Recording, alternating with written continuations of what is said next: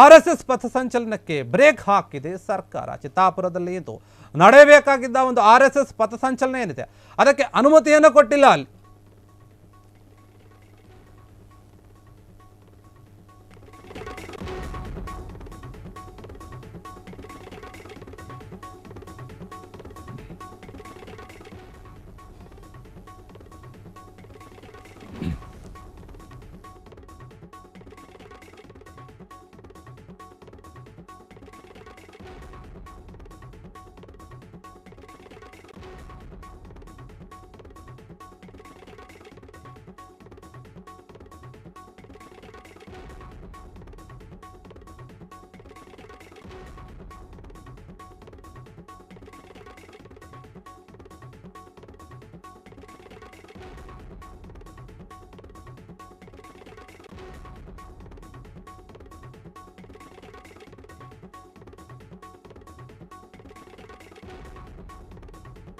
ಚಿತ್ತಾಪುರ ಈ ಒಂದು ವಿಚಾರ ಏನಿದೆ,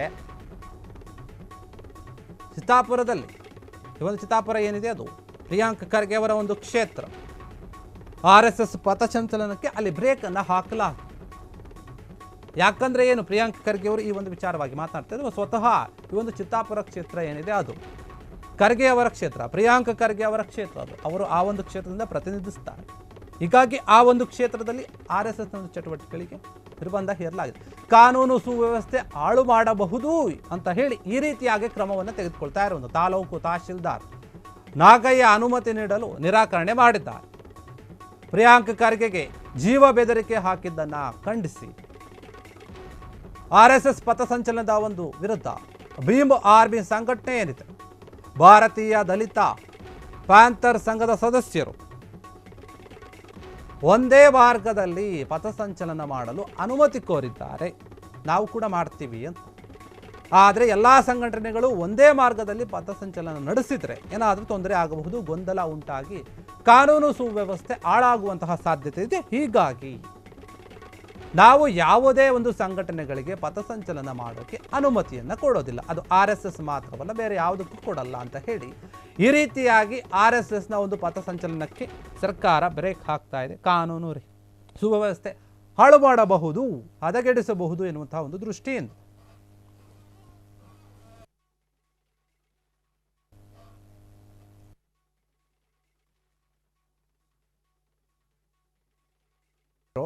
ಆ ಒಂದು ವಿಚಾರವಾಗಿ ಸಾಕಷ್ಟು ಚರ್ಚೆ ಆಗುತ್ತೆ. ಈಗ ಚಿತ್ತಾಪುರ ಕ್ಷೇತ್ರ ಏನಿದೆ ಅದೇ ಕ್ಷೇತ್ರದಿಂದ ಅವರು ಪ್ರತಿನಿಧಿಸ್ತಾರೆ. ಆ ಒಂದು ಕ್ಷೇತ್ರದಲ್ಲಿ ಆರ್ಎಸ್ಎಸ್ನ ಒಂದು ಪಥಸಂಚಲನ ಇವತ್ತು ನಡೆಯಬೇಕಾಗಿತ್ತು, ಅದಕ್ಕೆ ಬ್ರೇಕ್ ಹಾಕಲಾಗಿದೆ. ಮತ್ತು ನಾವು ಕೂಡ ಪಥಸಂಚಲನ ಮಾಡ್ತೀವಿ ಅಂತ ಹೇಳಿ ಭೀಮ್ ಆರ್ಮಿ ಏನಿದೆ ಅವರು ಕೂಡ ಅನುಮತಿಯನ್ನು ಕೋರಿದ್ರು, ಪಥಸಂಚಲನಕ್ಕೆ ಅವಕಾಶವನ್ನು ಮಾಡಿಕೊಡಿ ಅಂತ ಹೇಳಿ ಕೋರಿದ್ರು. ಹೀಗಾಗಿ ಆ ಒಂದು ವಿಚಾರವಾಗಿ ಎರಡೂ ಒಂದು ಈ ಒಂದು ಸಂಘಟನೆಗಳು ಒಂದೇ ಒಂದು ಇದರಲ್ಲಿ ಏನಾದರೂ ಪ್ರತಿಭಟನೆ ಅಲ್ಲ ಪಥಸಂಚಲನವನ್ನು ಮಾಡಿದರೆ ಎರಡೋ ಒಂದು ಸಂಘಗಳಿಂದ ಏನಾದರೂ ತೊಂದರೆ, ಕಾನೂನು ಸುವ್ಯವಸ್ಥೆ ಹದಗೆಡಿಸುವಂತಹ ಒಂದು ಪರಿಣಾಮ ಉಂಟಾಗಬಹುದು ಅಂತ ಹೇಳಿ ಈ ಒಂದು ವಿಚಾರವಾಗಿ ನಾವು ಅನುಮತಿಯನ್ನು ಕೊಡೋದಿಲ್ಲ, ನಿರಾಕರಣೆ ಮಾಡ್ತೀವಿ ಅಂತ ಹೇಳಿ ಅಲ್ಲಿನ ಆಡಳಿತ ಹೇಳ್ತಾ ಇರುವಂಥದ್ದು.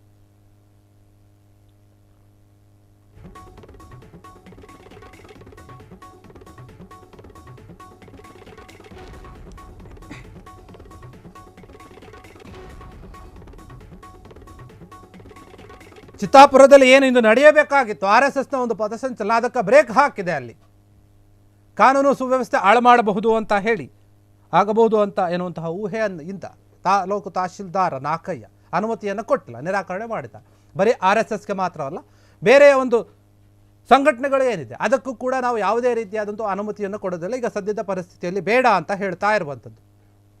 ಆರ್ಎಸ್ಎಸ್ ಪಥಸಂಚಲನ ವಿರುದ್ಧ ಭೀಮ್ ಆರ್ಮಿ ಕೂಡ ಪಥಸಂಚಲನ ಮಾಡೋಕ್ಕೆ ಮುಂದಾಗಿತ್ತು. ಭಾರತೀಯ ದಲಿತ ಪ್ಯಾಂಥರ್ಸ್ ಸಂಘದ ಒಂದು ಸದಸ್ಯರು ಅನುಮತಿಯನ್ನು ಕೋರಿದರು. ಒಂದೇ ಮಾರ್ಗದಲ್ಲಿ ಪಥಸಂಚಲನವನ್ನು ಮಾಡೋಕ್ಕೆ ನಮಗೆ ಅನುಮತಿಯನ್ನು ಕೊಡಿ, ನಾವು ಅವರು ಮಾಡ್ತಾ ಇದ್ದಾರೆ ನಾವು ಮಾಡ್ತೀವಿ ಅಂತ ಹೇಳಿ ಇವರು ಕೂಡ ಬಂದಿದ್ದರು. ಆದರೆ ಬೇಡ ನೋಡಿ, ಈ ರೀತಿಯಾಗಿ ಮಾಡೋದ್ರಿಂದ ಒಂದು ರೀತಿಯಲ್ಲಿ ಗೊಂದಲ ಉಂಟಾಗಬಹುದು, ಅಲ್ಲೇನಾದರೂ ಅಹಿತಕರ ಘಟನೆಗಳು ಆದರೆ ಅದಕ್ಕೆ ಯಾರು ಹೊಣೆ, ಹೀಗಾಗಿ ನಾವು ಅನುಮತಿಯನ್ನು ಕೊಡೋದಿಲ್ಲ ಅಂತ ಹೇಳಿ ಅಲ್ಲಿನ ಆಡಳಿತ ಹೇಳಿದೆ. ಮತ್ತು ಸರ್ಕಾರ ಕೂಡ ಒಂದು ರೀತಿಯಲ್ಲಿ ಈ ರೀತಿಯಾಗಿ ಬ್ರೇಕ್ ಹಾಕುವಂತಹ ಒಂದು ಕೆಲಸವನ್ನು ಮಾಡಿದೆ ಅಂತ ಹೇಳಲಾಗ್ತಾ ಇದೆ. ಪಥಸಂಚಲನಕ್ಕೆ ಚಿತ್ತಾಪುರದಲ್ಲಿ ಬ್ರೇಕ್ ಹಾಕಲಾಗಿದೆ ಈ ಒಂದು ವಿಚಾರವಾಗಿ. ಕಾನೂನು ಸುವ್ಯವಸ್ಥೆಯನ್ನು ಹದಗೆಡಿಸಬಹುದು ಎನ್ನುವಂಥ ಒಂದೇ ಒಂದು ಕಾರಣದಿಂದ ಅಲ್ಲಿ ಪಥಸಂಚಲನಕ್ಕೆ ಬ್ರೇಕ್ ಹಾಕಿದೆ ಸರ್ಕಾರ ಅಂತ ಹೇಳಬಹುದು. ಪ್ರಿಯಾಂಕ್ ಖರ್ಗೆ ಅವರ ಕ್ಷೇತ್ರ ಅದು ಮುಖ್ಯವಾಗಿ. ಯಾಕಂದರೆ ಅವರೇ ಈ ಒಂದು RSS ವಿವಾದವನ್ನು ಸೃಷ್ಟಿಸಿದ್ರು ಅನ್ನೋದಕ್ಕಿಂತ ಅವರ ಅಭಿಪ್ರಾಯವನ್ನು ಅವರು ಹೇಳಿದ್ದಾರೆ ಅಷ್ಟೇ. ಅವರ ಅಭಿಪ್ರಾಯವೇ ಈಗ ಎಲ್ಲರಿಗೂ ಒಂದು ವಿವಾದದ ರೀತಿಯಲ್ಲಿ ಕಾಣ್ತಾ ಇದೆ, ಅದರ ಬಗ್ಗೆ ಮಾತನಾಡ್ತಾ ಇದ್ದಾರೆ. ಹೀಗಾಗಿ ನಾವು ಖರ್ಗೆ ಅವರ ಒಂದು ಕ್ಷೇತ್ರದಲ್ಲಿನೇ ಪಥಸಂಚಲನವನ್ನು ಮಾಡಿ RSSನ ಒಂದು ಶಕ್ತಿಯ ಪ್ರದರ್ಶನವನ್ನು ಮಾಡ್ತೀವಿ, ತಾಕತ್ತನ್ನು ತೋರಿಸ್ತೀವಿ ಅನ್ನುವಂಥ ರೀತಿಯಲ್ಲಿ ಮಾತನಾಡ್ತಾ ಇದ್ರು. ಹೀಗಾಗಿ ಒಂದು ವೇಳೆ ಆ ರೀತಿಯಾಗಿ ಏನಾದರೂ ನಡೆದರೆ ಪ್ರಿಯಾಂಕ ಖರ್ಗೆ ಅವರಿಗೆ ಅಲ್ಲಿ ಸ್ವಲ್ಪ ಮುಖಭಂಗ ಆಗುವ ಸಾಧ್ಯತೆ ಇದೆ. ಹೀಗಾಗಿ ಇದನ್ನು ಕೂಡ ದೃಷ್ಟಿಯಲ್ಲಿಟ್ಟುಕೊಂಡು ಮಾಡಿರಬಹುದು. RSS ವಿಚಾರವಾಗಿ ಈಗ ಅಲ್ಲಿ ಪಥಸಂಚಲನ ನಡೆಸೋಕೆ ನಾವು ಅನುಮತಿಯನ್ನು ಕೊಡೋದಿಲ್ಲ ಅಂತ ಹೇಳ್ತಾ ಇರುವಂಥದ್ದು, ನಿರಾಕರಣೆ ಮಾಡಲಾಗಿದೆ. ಬರೀ RSSಗೆ ಮಾತ್ರವಲ್ಲ, ಏನು ಯಾರೆಲ್ಲ ಇದ್ದಾರೆ ಬೇರೆ ಬೇರೆ ಒಂದು ಸಂಘಟನೆಗಳು ಯಾರು ಅನುಮತಿಯನ್ನು ಕೋರಿದ್ದಾರೆ ಅವ್ರಿಗೂ ಕೂಡ ನಾವು ಕೊಡೋದಿಲ್ಲ. ಯಾಕಂದರೆ ಭಾರತೀಯ ದಲಿತ ಪ್ಯಾಂಥರ್ ಒಂದು ಸಂಘಟನೆ ಏನಿತ್ತು, ಸಂಘದ ಒಂದು ಸದಸ್ಯರು ಕೂಡ ಮನವಿಯನ್ನು ಮಾಡಿಕೊಂಡಿದ್ರು, ಕೊಡಿ ನಾವು ಕೂಡ ಪಥಸಂಚಲನ ಮಾಡ್ತೀವಿ, ಅವರು ಮಾಡುವಂಥ ಒಂದು ದಾರಿಯಲ್ಲೇ ಮಾಡ್ತೀವಿ ಅಂತ ಹೇಳಿ ಕೇಳಿಕೊಂಡಿದ್ರು. ಹೀಗಾಗಿ ನಾವು ಯಾರಿಗೂ ಅನುಮತಿ ಕೊಡೋದಿಲ್ಲ, ಬೇಡ.